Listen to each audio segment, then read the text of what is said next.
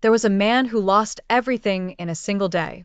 What Buddha told him next changed not just his life, but the lives of millions who heard the story. Sadness hits all of us. Sometimes it comes out of nowhere. You wake up and there's just this weight on your chest. Other times, life throws something at you that breaks your heart into pieces. But here's what most people don't know. Buddha taught that sadness isn't something to run away from. It's actually a doorway. And the story I'm about to share with you proves exactly why. In a small village in ancient India, there lived a woman named Kisa Gotami. She had everything she ever wanted: a loving husband, a beautiful home, and a baby son who was the light of her life.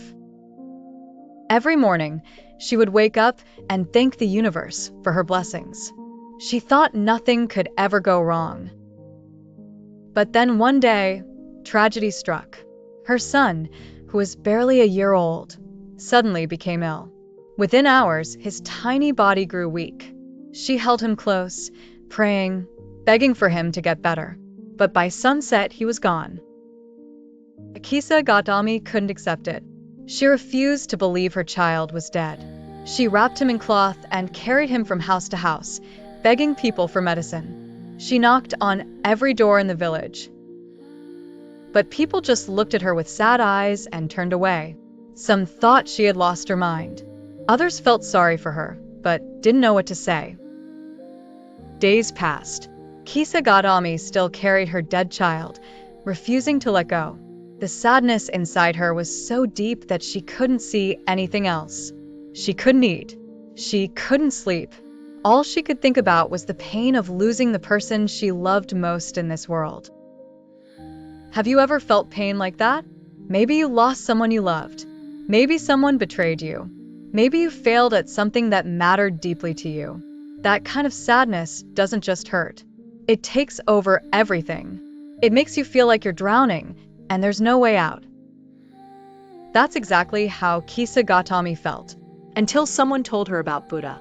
They said if anyone could help her, it would be him. So she went to find him, still carrying her child, still hoping for a miracle.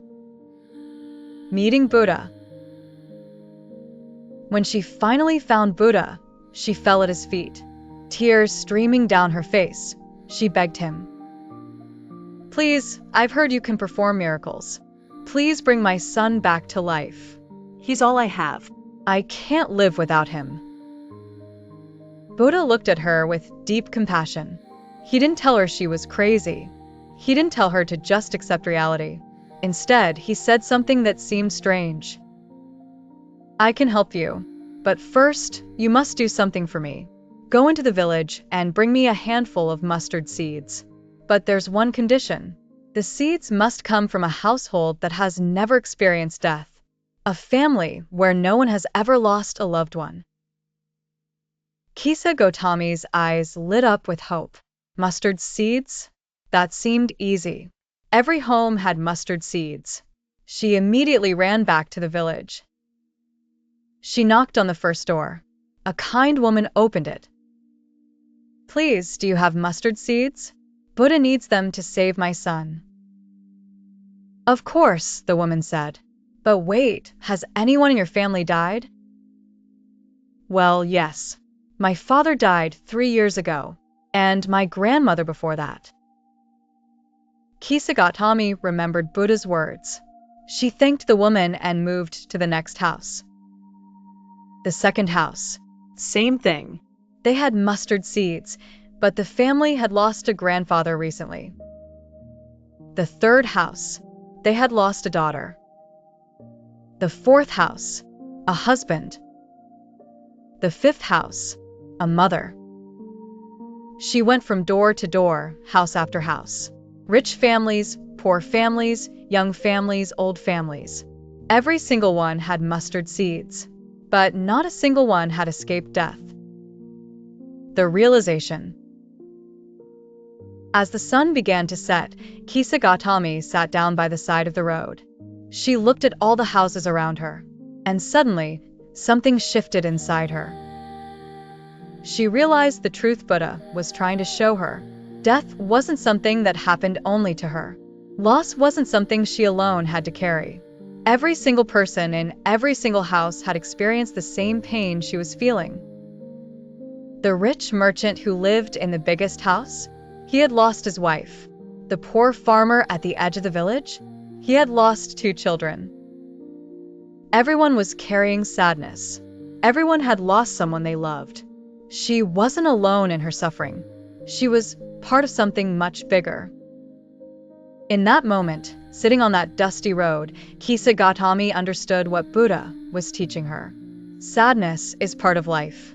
Loss is part of being human. Fighting against it, pretending it shouldn't exist, only makes the pain worse. She stood up. She walked to the forest and finally, gently laid her son to rest. She said goodbye. And then she went back to Buddha. The teaching. When she returned, she didn't ask him to bring her son back. She simply sat at his feet and said, "I understand now." Buddha smiled softly. "What do you understand?" "I understand that I'm not the only one who suffers. I thought my pain was unique, that the universe had singled me out. But now I see. Everyone experiences loss. Everyone faces sadness. The difference is what we do with it." Buddha nodded. "You have learned one of life's deepest truths. Sadness comes to all of us. But suffering? Suffering comes from fighting against sadness. Suffering comes from thinking life should be different than it is."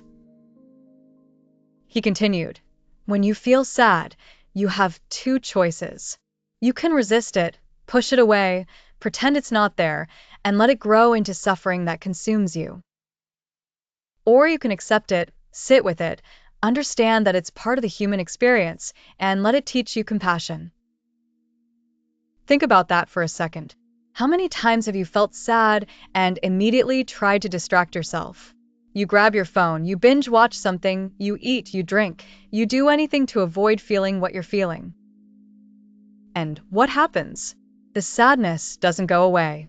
It just gets buried deeper, waiting to explode later. Buddha taught something radical. He said, feel the sadness. Don't run from it. When you're sad, be sad.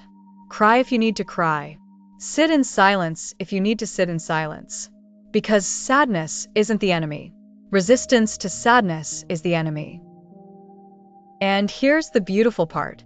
When you stop fighting your sadness, when you accept it as part of life, something amazing happens. You develop compassion, not just for yourself, but for everyone else who's ever felt pain.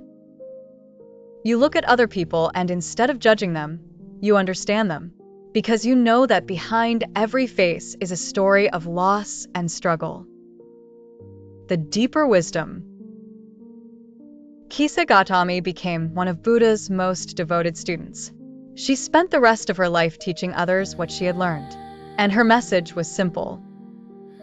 Sadness is not a mistake.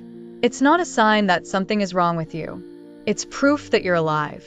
It's proof that you loved someone or something deeply enough to feel pain when it's gone. The happiest people aren't the ones who never feel sad.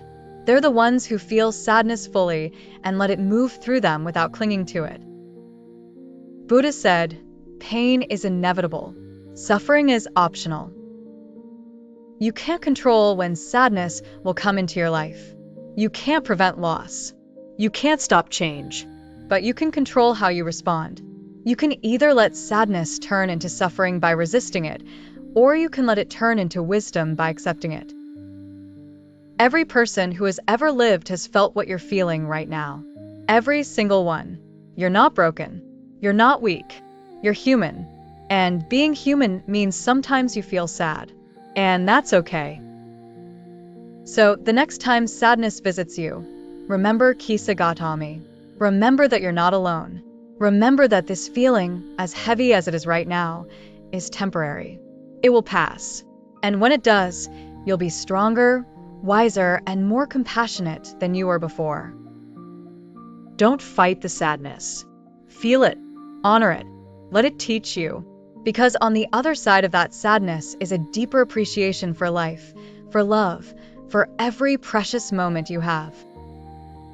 That's what Buddha wanted us to understand. And that's what the story is really about. If this story helped you, subscribe to become a better Buddhist so you don't miss the next one.